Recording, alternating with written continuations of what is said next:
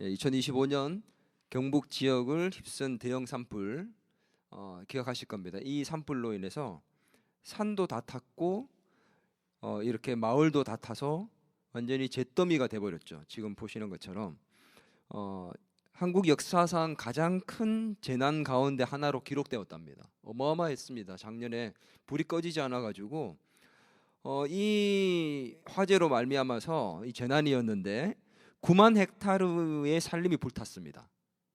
이게 어느 정도냐면 1조 원이 넘는 피해가 생겼고 그 피해를 복구하는데 거의 1조 9천억인가 한 2조 가까이가 들었대요. 3조 가까이가 피해액이 되겠죠. 수천 명의 이재민이 발생했고 거기에 문화유산도 불타버리는 것들이 많이 있었다고 합니다. 안타까운 것은 교회가 불탄 곳도 있습니다. 교회에서 불타서 이렇게 잿더미가 되어 버린 것이죠. 이렇게 지금 잿더미가 되어 버리는 한순간의 삶의 터전을 불이 나서 누가 버린 그 담배꽁초 하나 때문에 불이 나서 모두가 다 이렇게 잿더미에 앉게 된 상황. 기도하던 예배당이 무너져 버리고 불타버렸던 성도들의 마음이 어땠을까? 그 심정이 충분히 저는 이해가 됐습니다. 이제 끝인가? 다시 시작할 수 있을까? 바로 그런 자리, 모든 것이 불타버렸던 그 자리, 거기에서 하나님의 역사가 다시 시작된 사람의 이야기가 있습니다. 그것이 오늘 본문의 바로 다윗의 이야기입니다. 근데 이 사무엘상 30장은 믿음 좋았던 잘 나갔던 다윗의 성공 이야기가 아닙니다. 완전히 무너졌던 하나님의 사람 다윗, 그 다윗이 하나님의 열심으로 다시 회복하는 이야기. 집도 가족도 미래도 믿었던 사람도 다 잃어버렸던 그 다윗의 이야기. 하나님은 그런 다윗을 놀랍게도 잿더미 같은 상황에서 다시 회복시키시고 일으켜 세워주셨습니다. 오늘 우리는 위기를 통해서 다시 시작되는 하나님의 역사, 그것을 오늘 말씀을 통해서 함께 보게 될 것입니다. 그리고 그 말씀은 그 옛날 다윗의 이야기가 아니라 오늘 위기 속에 있는 저와 여러분의 이야기가 될 것입니다. 이 말씀을 통해서 저와 여러분 모두가 위기를 통해서 다시 새롭게 되고 다시 회복되어서 세워지는 하나님의 역사를 경험하게 되리를 주의 이름으로 축원합니다. 오늘 이 본문의 이야기는 너무도 잘 아는 사건입니다. 다윗이 사울 왕이 자기를 자꾸 죽이려고 그러니까 사울 왕을 피해서 도망을 갔습니다. 어디로 도망을 가냐면 블레셋으로 망명을 가게 돼요. 블레셋으로 망명을 가서 그 아기스 왕이라는 사람에게 의지를 해서 그렇게 살게 되었는데 어느 날 이 블레셋과 이스라엘이 전쟁을 하게 됐고 그 블레셋이 이스라엘 전쟁을 하러 출전한 그날 아기스 왕이 다윗에게 너도 우리와 함께 같이 가자라고 얘기를 합니다. 다윗은 이스라엘의 백성이었는데 자기 민족과 싸움을 해야 되는 상황이 됐습니다. 망명을 했기 때문에 가지 않을 수가 없었죠. 그래서 안 가게 되면 블레셋 왕의 의심을 받게 될 거고 가게 되면 이스라엘 자기 동족과 싸워야 됩니다. 그런데 이 사건으로 말미암아 어떤 일이 있었냐면 이 사건에서 사울 왕이 패배해서 죽게 돼요. 그러니 만약에 다윗 왕이 여기에 참전을 하게 되면 자기 장인을 죽이는 싸움에 참전하게 되는 거고 다윗은 결과적으로 이스라엘의 왕이 되어야 되는데 자기 동족을 죽이고 동족 왕을 죽였기 때문에 자기 장인을 죽였기 때문에 이스라엘의 왕이 될 수가 없게 되는 겁니다. 위기에 봉착한 거죠. 근데 놀라운 일이 일어났습니다. 블레셋 왕이 갑자기 다윗을 불러가지고 다시 돌아가래요. 출전을 하기 위해서 가고 있는데 다시 돌아가랍니다. 이유를 들어보니까 블레셋은 한 나라가 아니라 5개의 연합 국가인데 이 아기스 왕 이외에 다른 4개 국가의 왕들은 다윗이 같이 가는 것을 못마땅하게 생각했습니다. 왜냐하면 블레셋의 장수 누구를 죽였죠? 골리앗을 죽인 사람이 바로 다윗이에요. 자기의 장수, 가장 위대한 장수였던 골리앗을 죽인 사람과 함께 전쟁에 나간다? 아기스 왕 당신은 믿을지 몰라도 우리는 믿지 못합니다. 전쟁터에 나가서 만약에 돌변하면 우리 다 죽는 거예요. 그리고 다윗을 돌려보내자고 얘기를 합니다. 그래서 결국은 가던 길에서 다시 회군해서 돌아오게 된 거죠. 다윗은 위기의 순간에서 하나님의 도우심으로 다시 집으로 돌아오게 되었습니다. 문제는 지금부터입니다. 집으로 돌아오게 돼서 이제 뭔가 위기에서 극복된 것처럼 보였지만 실제로는 집으로 돌아와 보니까 더 큰 위기가 있었던 겁니다. 다윗이 부하들과 함께 전쟁에 참여하기 위해서 나간 그 사이에 아말렉 군대가 자기 그 살고 있는 마을로 공격을 해서 다 불태워버리고, 그리고 자기의 자녀들과 아내들을 다 노예로 삼아서 끌고 가버린 겁니다. 이렇게 모든 것을 불태워버리고 잿더미를 만들어 버려놓고는 이제는 자녀들과 가족까지 다 데리고 노예로 끌고 가버렸던 것이죠. 말씀 한번 읽어볼까요? 사무엘상 30장 1절에서 2절입니다. 다윗과 그의 사람들이 사흘 만에 시글락에 이른 때에 아말렉 사람들이 이미 네겝과 시글락을 침노하였는데 그들이 시글락을 쳐서 불사르고 거기에 있는 젊거나 늙은 여인들은 한 사람도 죽이지 아니하고 다 사로잡아 끌고 자기 길로 갔더라. 다윗과 그 부하들은 자기 가족과 삶의 터전과 전 재산을 다 잃게 되었습니다. 절망하고 낙심하며 통곡했죠. 근데 여기에서 중요한 표현이 있습니다. 오늘 말씀해 보니까 2절에 보면 죽지 아니하고 사로잡아 갔더라라고 나옵니다. 죽일 수도 있지만, 다 같이 불태울 수도 있지만 죽이지 아니하고 그들을 사로잡아 갔다.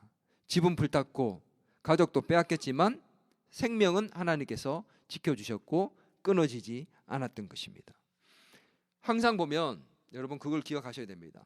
다 끝났다, 이제 끝이다, 이제는 회복이 될 수가 없구나, 잿더미가 됐구나 라고 생각하지만 하나님을 항상 보면 그런 상황 속에서도 항상 회복의 여지를 남겨두신다는 것이죠. 회복할 수 있도록 하나님은 항상 불씨를 꺼뜨리지 않습니다. 마지막 불씨를 남겨놓으십니다. 오늘 보니까 죽이지 아니하고, 그렇게 하나님께서는 회복의 여지를 남겨 놓으셨습니다. 한번 따라합니다. 하나님을 붙잡은 다윗. 본문은 당시 다윗의 마음이 다급함으로 나타내고 있지만 두렵고 답답해서 미칠 지경에 이르렀지만 오늘 이 다윗은 낙심하고 절망하고 자포자기하지 않았습니다. 벼랑 끝에 서 있었던 다윗은 자신이 할 수 있었던 것이 무엇인지를 알았습니다. 우리 사무엘상 30장 6절 같이 한번 읽어보도록 하겠습니다.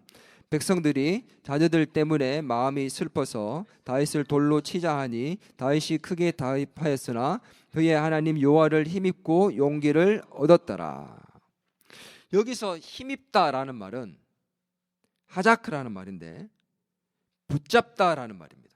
그리고 무너진 것을 다시 재정립하다라는 그런 뜻입니다. 다윗이 상황이 너무 어려웠지만 그 상황이 갑자기 바뀌게 되었고 좋은 상황으로 만들어져서 다시 힘을 얻었다 이런 느낌이 아니에요. 사람들이 돌아왔고 사람들이 자기에게 힘을 얻어줬기 때문에 얻게 했기 때문에 다시 힘을 얻게 된 것도 아닙니다. 다윗은 상황이 바뀌지 않았지만 사람들이 돌아오지 않았지만 하나님을 붙들고 다시 자기 중심을 재정립을 했다라는 말이 바로 다윗이 힘을 입었다라는 그런 말입니다. 그 말의 뜻이 바로 힘입다라는 뜻이 바로 그런 뜻이라는 거죠. 이 6절의 말씀이 한글 성경에는 한 문장으로 되어 있잖아요. 그런데 영어 성경을 보면 지난번에 제가 한번 얘기했던 적이 있는 것 같아요. 두 문장으로 되어 있습니다. 뭐라고 되어 있느냐? 백성이 다급하였습니다. 그러나 다윗은 그 하나님 여호와 안에서 그의 힘을 발견하였습니다. 찾아내었습니다. 무슨 말입니까? 힘든 순간 자기를 도와주셨던 그 하나님을 다시 찾게 되었고 기억하게 되었다. 지금은 어렵지만 나를 다시 건지시고 도와주실 하나님을 다시 믿게 되고 그로 말미암아 용기를 얻게 되었다는 겁니다. 하나님을 의지하며 살 때는 하나님께서 자기를 늘 지켜주셨고 승리하게 해주셨다. 그것을 다시 기억하게 됐다는 겁니다. 이 순간 무너지고 포기하고 던져버린 것이 아니라 하나님을 다시 기억하고 그 하나님을 다시 붙들게 되었다는 것. 이것이 너무도 중요했던 것입니다. 여러분, 다윗이 누구에게 죽임을 당하기 위해서 쫓겨다녔죠? 사울 자기 장인이었습니다. 그런데 다윗이 이 사울 왕을 죽일 수 있는 기회가 여러 번 있었어요. 근데 그때마다 다윗이 뭐라고 얘기했냐면 하나님이 기름 부은 왕을 내가 절대 죽일 수 없다, 그리고 죽이지 않습니다. 그렇게 하나님 뜻대로 사울 왕을 지켜줬고 죽이지 않았던 다윗이 오늘 본문에 보니까 뭐라고 합니까? 사무엘상 29장 8절 한번 같이 읽어보겠습니다. 시작. 다윗이 아기스에게 이르되 내가 무엇을 하였나이까? 내가 당신 앞에 오늘까지 있는 동안에 당신이 종에게서 무엇을 보셨기에 내가 가서 내 주 왕의 원수와 싸우지 못하게 하시나이까? 하니, 사울 왕과 싸우겠대요. 그리고 내 주는 누구가 되었습니까? 바로 지금 아기스 왕입니다. 아기스의 원수와 사울 왕과 내가 싸우겠다. 그렇게 사울을 죽이지 않았던 다윗이 지금 바뀐 것입니다. 변질된 것입니다. 신앙이 무너진 것입니다. 하나님을 저버리고 신앙이 무너지고 오늘 하나님 뜻을 무너뜨리고 지금 사울 왕을 죽이겠다고 나가겠다고 했던 다윗이었습니다. 다윗이 이렇게 무너져 있었지만 하나님께서는 이 다윗을 새롭게 세우셔서 이스라엘 왕을 세우기 위해서, 왕으로 만들기 위해서 오늘 다윗에게 이런 위기를 주셨다는 것입니다. 이 위기 중에 위기를 주신 것은 다윗을 무너뜨리기 위한 것이 아니라 무너진 다윗을 다시 회복시키고 일으켜서 이스라엘의 왕을 만들기 위한 하나님의 철저한 계획이었습니다. 다윗은 인생의 가장 처참한 위기의 순간 자기의 삶을 내던지지 않았습니다. 오히려 그 순간 하나님을 떠올립니다. 기억합니다. 그리고 다시 그 하나님을 붙잡았습니다. 이것이 그가 회복할 수 있는 첫 단추였습니다. 오늘 우리가 위기가 왔을 때 우리가 생각해야 될 게 무엇입니까? 하나님을 다시 붙잡는 것입니다. 할렐루야. 나를 지금까지 인도하셨던 그 에베네셀의 하나님을 다시 붙잡는 것입니다. 기억하고 바라보며 다시 붙잡을 수 있다면 우리는 두려움이 아닌 다시 용기를 가지고 일어나게 되는 것입니다. 크게 다급하였으나 그 하나님을 붙잡고 용기를 얻었다, 힘입어 라는 말이 그런 뜻입니다. 오늘 저와 여러분이 어떤 위기 속에서도 하나님을 다시 붙잡을 수 있는 그런 하나님의 자녀들이 될 수 있기를 주의 이름으로 축원합니다. 다윗은 하나님을 붙잡았을 뿐만이 아닙니다. 다시 붙잡은 그 다윗이 가장 먼저 했던 행동이 무엇이냐? 하나님의 뜻을 찾은 것입니다. 30장 7절에서 8절입니다. 같이 한번 읽겠습니다. 시작.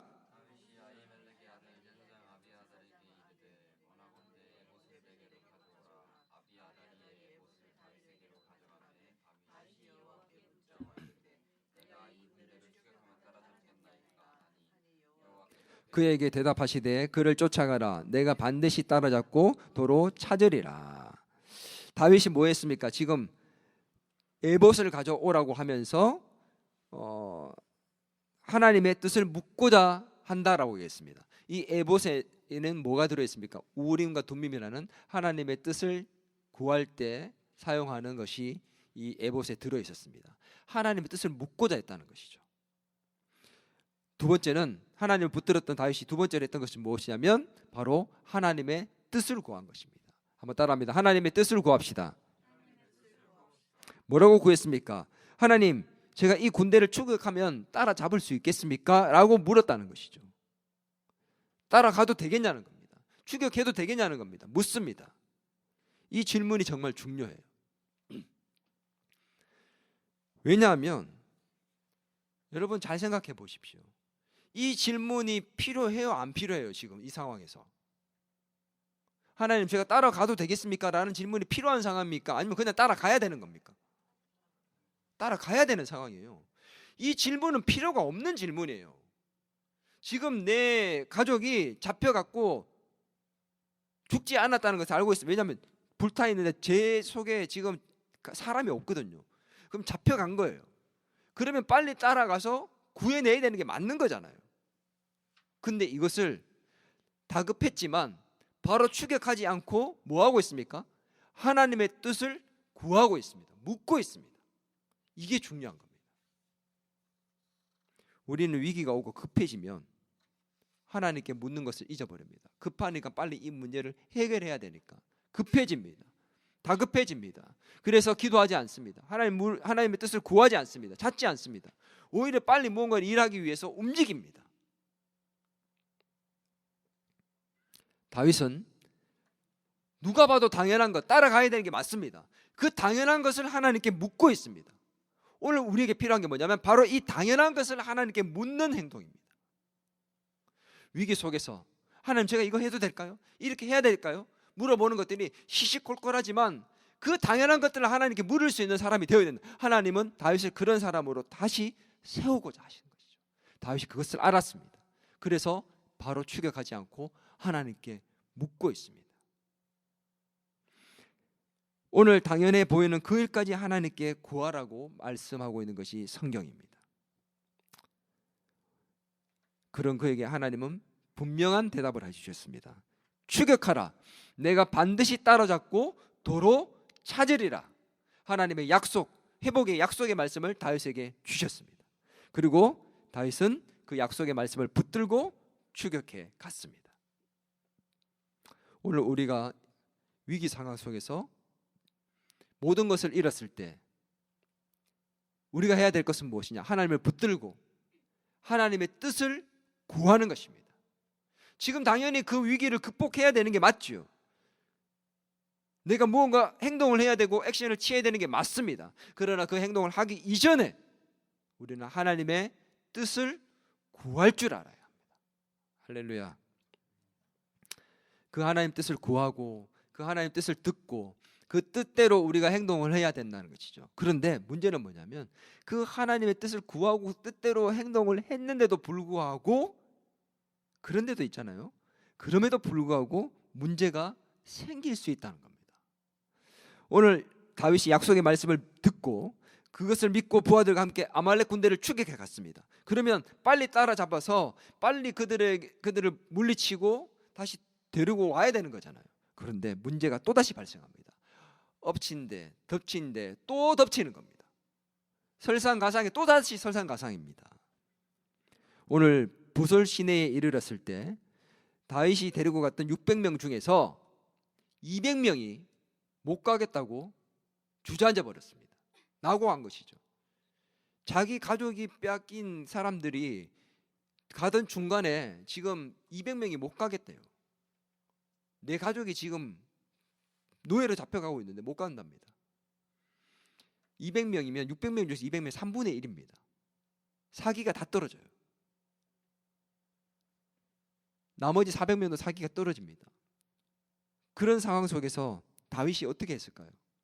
이 전쟁의 상황이잖아요.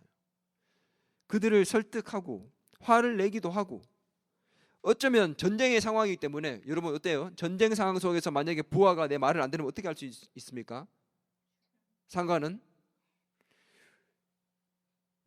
위에서 만약에 내 부하가 말을 이제 시켰는데 내 부하가 내 말을 안 들으면 전쟁 때는요 말을 안 들으면 죽일 수 있는 권한이 있습니다.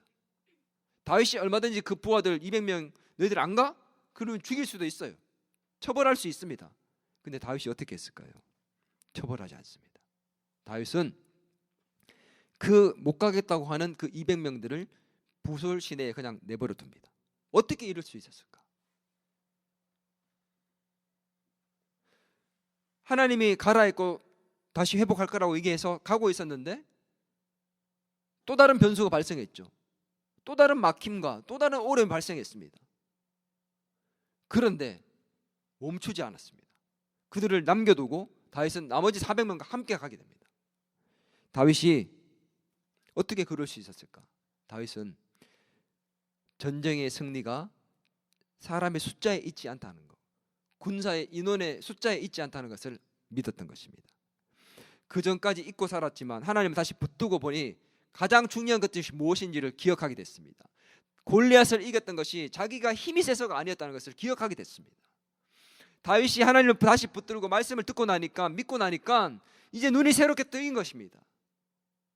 아말렉 군대 주저앉은 200명, 그들이 보인 것이 아니라 남은 400명을 갖고 어떻게 해야겠다, 그 400명이 보인 것이 아니라 자기에게 가라고 말씀하신 그 하나님의 말씀만이 보인 것입니다. 오늘 우리가 교회가 새롭게 시작됐습니다. 하나님께서 위기 가운데서 있었지만 다시 우리에게 새로운 것들을 허락하셨고, 새로운 장소에서 새롭게 시작하게 하셨고, 하나님 뜻대로 하나님의 놀라운 기적을 베푸셔서 새 일을 행하셨습니다. 아멘. 그런데 우리에게 또 다른 어려움이 생길 수 있다는 겁니다. 여러분 예상하고 있어야 돼요. 근데 우리가 뭘 생각해야 됩니까? 하나님께서 반드시 회복시키시고 우리를 승리하게 하실 것을 믿는다면 그 어려움을 개의치 말아야 합니다. 우리 하나님을 끝까지 보고 가야 한다는 것입니다. 할렐루야. 저에게 그런 마음을 하나님 이 말씀을 통해 주셨습니다. 그래서 오늘 제가 이걸 나누고 싶었어요. 어떤 어려움이 있어도 주저앉지 않겠습니다. 그러면 작년에 제가 너무 힘들고 어렵다 보니 계속 해야 될까라는 생각들을 많이 하게 됐잖아요. 제가 하나님 앞에 이 말씀을 준비하면서 회개했습니다. 내가 그렇게 많이 말씀을 전했고 그렇게 달려갔지만 위기에 봉착하니까 내가 이렇게 연약한 존재였구나 깨닫게 하셨습니다. 그래서 다시 하나님을 붙잡게 됐습니다. 에베네셀 하나님을 기억하게 됐습니다. 이 말씀 속에서 저는 제 자신을 받고 앞으로 전진해 나가다 어려움을 다시 만나한다 할지라도 결코 다시 주저앉지 않겠다, 무너지지 않겠다, 하나님의 약속의 말씀을 붙들고 그 하나님만 바라보고 끝까지 가겠다라고 제 스스로에게 다짐하게 되었습니다. 바로 이것입니다. 우리는 중간에 포기한 사람을 봅니다. 나를 실망시킨 사람, 빠져나간 사람, 숫자, 내 눈에 보이는 것, 상황. 그래서 자꾸 우리는 힘들어집니다. 두려워합니다. 무너지려 합니다. 다윗은 그들을 보지 않습니다. 남겨둡니다. 그리고 하나님의 약속의 말씀을 붙들고 하나님만 바라보고 가게 됩니다.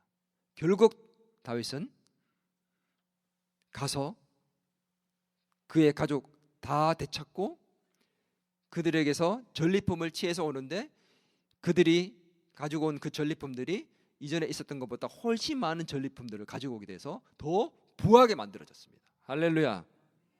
결국 다윗은 아말렉을 물리치고 모든 것을 되찾고 이전보다 더 많은 것을 얻게 되었습니다. 이것이 하나님의 놀라운 계획인 줄 믿습니다. 여러분 전쟁에서 승리한 다윗은 전리품을 취해서 왔잖아요. 그런데 예상치 못한 이상한 행동을 하게 됩니다. 어떤 행동을 했느냐? 말씀을 같이 읽겠습니다. 30장 23절에서 24절입니다. 시작. 다윗이 이르되 나의 형제들아 여호와께서 우리를 보호하시고 우리를 치러 온 그 군대를 우리 손에 넘기셨은즉 우리가 우리에게 주신 것을 너희가 이같이 못하리라. 이 일에 누가 너희에게 듣겠느냐? 전장에 내려갔던 자의 분깃이나 소유물 곁에 머물렀던 자의 분깃이 동일할지니 같이 분배할 것이니라 하고. 이게 무슨 말일까요? 전쟁에 나갔던 400명이나 부솔 시내에 머물러서 그냥 나고에서 앉아 있었던 200명이나 전쟁에서 가지고 온 그 전리품을 똑같이 분배해서 나누겠다는 것입니다. 여러분 이 말이 되는 얘기입니까? 전쟁에 나갔던 사람들이 이 얘기를 들으면 어떨까요? 아니 어떻게 그럴 수 있어요? 아니 우리가 목숨 걸고 찾아왔는데 가족만 돌려보냅시다. 그러면 가족만 돌려보내고 전리품은 우리가 취합시다. 그 정도는 할 수 있는 거 아닙니까? 근데 다윗이 뭐라고요? 똑같이 나누겠답니다. 왜 이랬을까요? 다윗은 알았어요. 전쟁에서 승리한 게 너희들이 잘해서가 아니다. 내가 잘해서도 아니다. 하나님이 하신 거 아니냐? 하나님이 우리에게 주신 거다. 하나님이 주신 것을 우리 임의대로 나눌 수 있는 게 아니다. 내가 이겨서 내 것이 아니다. 하나님이 주신 것이기 때문에 우리 똑같이 나눠야 된다는 생각을 하게 된 겁니다. 다윗이 완전히 회복된 거예요. 그래서 오늘 다윗이 그렇게 하게 됐습니다. 여러분, 전쟁에 참여했던 400명은 불공평하게 생각했어요. 여러분은 공평하다고 생각됩니까? 불공평하다고 생각이 됩니까? 불공평하게 보이죠. 왠 줄 아세요? 왜 불공평하냐? 왜냐하면 내가 그 400명 중에 한 명이라고 생각하기 때문에 그래요. 여러분, 200명이 왜 못 갔습니까? 가기 싫어서요? 자기 가족이 잡혀가고 있습니다. 근데 3일 길 동안 전쟁에 따라 나갔다가 다시 3일 길을 돌아왔고 다시 또 추격하고 있습니다. 엄청나게 힘든 여정들을 계속해서 반복해서 가다 보니 너무 지쳐서 가고 싶어도 갈 수 없는 그 심정에 무너져 있었던 그들, 가족이 지금 잡혀가고 있지만 따라갈 수 없는 그들의 심정, 우리는 나고한 200명 중에 한 명이라는 걸 몰라요. 우리는 공로 없이 받은 은혜를 받은, 예수님의 십자가의 그 은혜를 받은 자들입니다. 바로 남은 그 200명 중에 한 명이 바로 저와 여러분이에요. 근데 자꾸 400명 중에 한 명이라고 생각하니까 불공평한 거예요. 우리 공로 없이 받은 구원입니다. 구원받을 자격이 없습니다. 부설 시대까지 남았던 200명처럼 자격이 없지만 하나님의 은혜로 얻은 것처럼 오늘 우리도 하나님의 은혜로 구원받은 자인 줄 믿습니다. 여러분, 이 전쟁에서 승리한 것들을 다윗이 그들과 나누게 됐고, 그들만 나눈 것이 아니라 그 전리품을 이스라엘 모든 지파에게 함께 나누어 주게 됩니다. 내 것이 아니라고 다 나눕니다. 놀라운 일이 일어납니다. 이 일로 말미암아 다윗은 이스라엘의 왕으로 등극하게 됩니다. 할렐루야. 모든 것을 다 잃어버린 잿더미에서 자기 신앙도 무너져 있었던 그 다윗이, 하나님은 이 철저한 계획을 통해서 다윗을 다시 하나님을 붙들게 만들고 이스라엘의 왕으로 등극시키십니다. 인생의 그 위기가, 절체절명의 그 위기가 하나님의 계획이었고, 그 계획을 통해 하나님은 다윗을 철저하게 회복시키시고 다윗을 이스라엘의 왕으로 등극시키셨던 하나님의 놀라운 계획이었다는 사실을 여러분 믿을 수 있기를 바랍니다. 다윗의 입장에서는 너무도 힘든 순간이었지만 하나님의 입장에서는 철저한 하나님의 계획이었습니다. 무너진 신앙을 다시 세우고 다윗을 다시 일으키고 다시 하나님의 역사를 만들기 위한 하나님의 놀라운 계획이었던 것입니다. 하나님의 열심이었고 하나님의 일하심이었습니다. 오늘 저와 여러분의 이 삶 속에 어려움이 있을 수 있지만 여러분 좌절하지 마시고 포기하지 말고 내려놓지 맙시다. 하나님의 계획 속에서 하나님께서 다시 여러분을 일으키실 것이고 회복시키시고 하나님께서 놀랍도록 계획한 대로 여러분을 이끌어 주실 줄 믿습니다. 다윗의 회복은 그의 전략이 아니었습니다. 사람과 군사의 숫자가 아니었습니다. 하나님을 붙잡았을 때, 말씀을 다시 물었을 때, 뜻을 구했을 때, 그리고 그 말씀을 듣고 믿고 철저히 믿고 끝까지 나아갔을 때 결국 그로 말미암아 회복되었습니다. 지금 여러분의 삶이, 저와 여러분의 삶이 다윗의 본고장이었던 시글락처럼 불타버린 자리가 아닙니까? 모든 것을 잃어버린 자리, 믿었던 사람이 떠나갔던 자리, 다시 일어날 수 없는 것 같은 자리, 바로 여기가 하나님께서 여러분을 다시 회복시키고 새롭게 하시고 하나님의 역사가 다시 시작되는 자리인 줄 믿습니다. 오늘도 하나님은 말씀하십니다. 추격해라. 반드시 회복할 것이다. 내가 다시 너를 세울 것이다. 오늘 이 말씀은 위기 가운데 있는 우리를 향한 하나님의 약속의 선언과도 같습니다. 눈물과 한숨으로 가득 찼던 우리의 삶이 하나님의 반전의 역사의 드라마로 승리의 마침표를 찍게 될 줄 믿습니다. 위기를 통해 저와 여러분을 다시 일으켜 세우실 하나님, 그것이 이미 시작된 줄 믿습니다. 위기를 통해 더 깊은 믿음의 사람으로, 단단한 하나님의 사람으로 만들어 가실 하나님의 역사가 시작되고 경험되는 저와 여러분의 삶이 되기를 주의 이름으로 축원합니다.